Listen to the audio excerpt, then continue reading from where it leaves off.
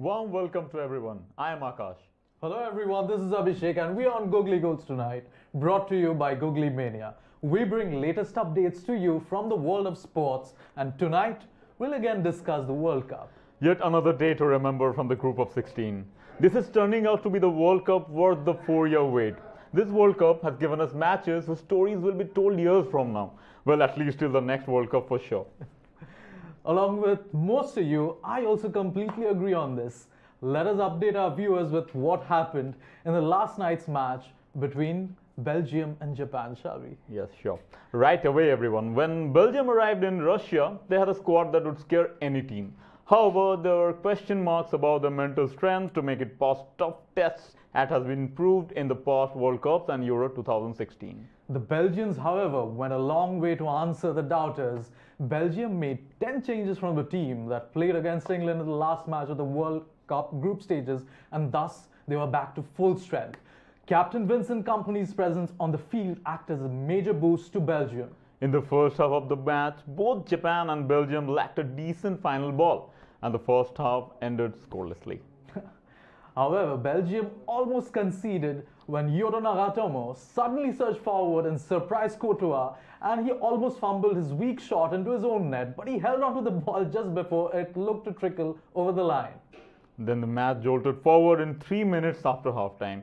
Jan Vertonghen stuck out his leg to Kagawa's pass, which enabled Haraguchi to shoot across Courtois, and the ball ended in the back of the net. Surprise! And quickly Belgium counter-attacked, and Eden Hazard came close to scoring as his powerful shot pumped against the woodwork. Japan attacked again, and this time Takashi Inoue doubled the lead when he completely lashed an effort from 20 yards out, and it ended into the back of the net. Surprise again! Yeah. Belgium started panicking, but they kept up their attacking tempo. Vertonghen seemed to make up for his error with a looping header that floated over Japanese goalkeeper to score Belgium's first goal. Yeah. Fellaini, a skyscraper of a midfielder, then powered an unstoppable header of a cross from Hazard to level the score. However, Japan kept attacking and forced 2 saves from Courtois. The second save led to the winning goal from Belgium when Courtois picked up the ball from a corner and laid it off to midfielder Kevin De Bruyne, who surged up the field and fed the ball to Munier. Munier passed to Lukaku, who made the ball roll through his legs into the path of oncoming Chadli, who slotted the ball in the net in the last few seconds of injury time, and Japanese players and their World Cup hopes slumped to the ground. Okay, that was some commentary. The tag of golden generation that has been put on the Belgian team finally seems to not weigh them down any longer. Correctly said. Japan put up a great fight, and they left an example for all teams to follow, both on the field and off it. After the agonizing nature of their last 16 defeat by Belgium, Japan's World Cup squad and their thousands of fans would have forgiven for leaving the Rostov arena as swiftly as possible. Japan's squad went to extra lengths to thank their hosts in Russia as they bowed out.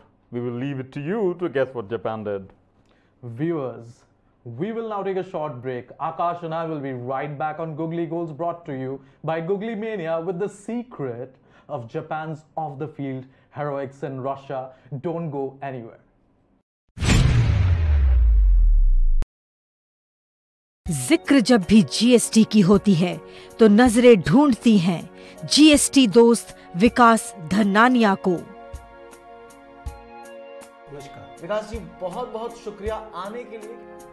विकास धनानिया बात करते हैं पूरी जिम्मेदारी के साथ कि यहाँ पर गुड्स को रिसीव्ड नहीं किया गया है।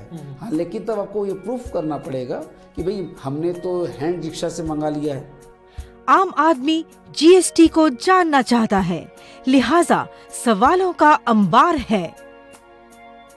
इन्हीं सवालों को समेटते हैं हमारे होस्ट राकेश। हर ट्यूसडे और फ्राइडे रात 8 बजे होस्ट राकेश और दोस्त विकास धनानिया हो जाते हैं आमने सामने, सिर्फ आपके लिए जियो बांग्ला पर। देखिए जीएसटी की बात दोस्त के साथ जियो बांग्ला पर।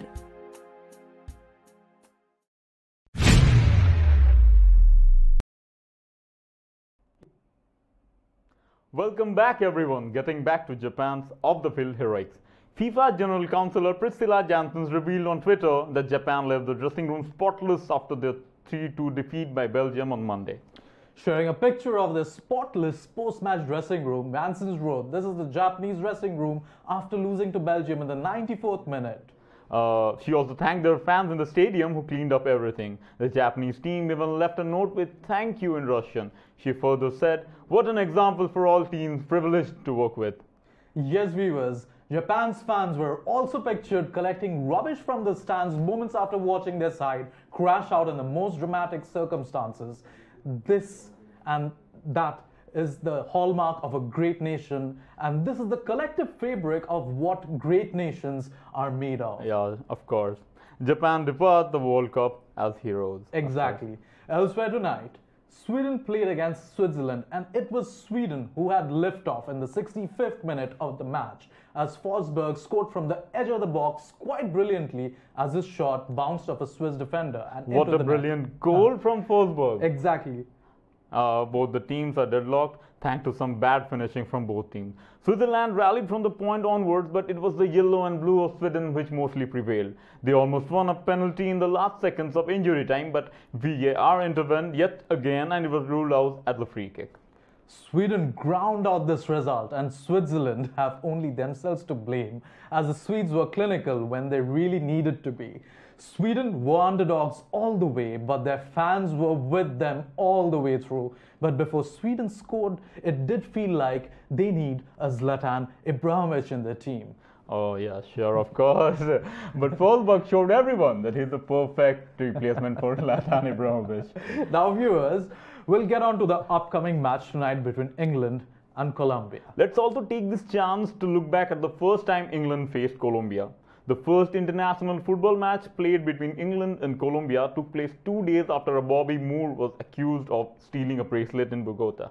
Remarkably undistracted by the threat of imprisonment in a South American republic then ravaged by guerrilla warfare and murderous drug cartels, England's only World Cup winning captain thus far, let it be said at this moment, he coolly led his champions to a 4-0 victory at the Colombian capital's lung-scorching altitude of almost 9,000 feet. Yeah, it would be another 13 years before England played Colombia again. That match at Wembley in the old showpiece Rue Cup ended in a 1-1 draw.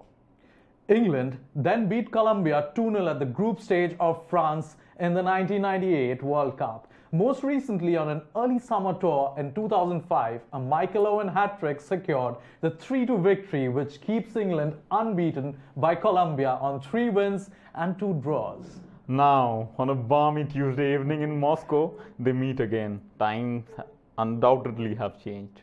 Exactly. Colombia as a nation, they've moved on.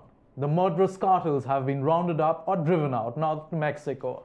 Truly democratic rule and economic reform have made the guerrillas redundant.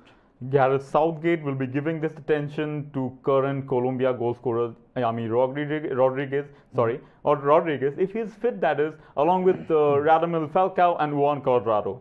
If he's fit, that is. And hopefully Harry Kane will not be apprehended on some trumped-up charge in Russia before he can help deliver a reprise of that 4-0 scoreline racked up on a distant mountaintop 48 years ago. And by the way, people, one of the World Cup finalists must come from Colombia, Sweden, Russia, Croatia, and England. This is no guesswork, guys. This is a fact. How some of the high and mighty have fallen already. Exactly. It might be that the final opponents are Brazil, in which case, good luck. England have played 75 matches against nations in question and lost only 16 of them. There have been 37 wins and 22 draws. Everyone would agree that it would be more daunting if the path to Moscow was littered with stops marked Germany, Italy, Brazil, and Argentina. Oh yeah, that is funny.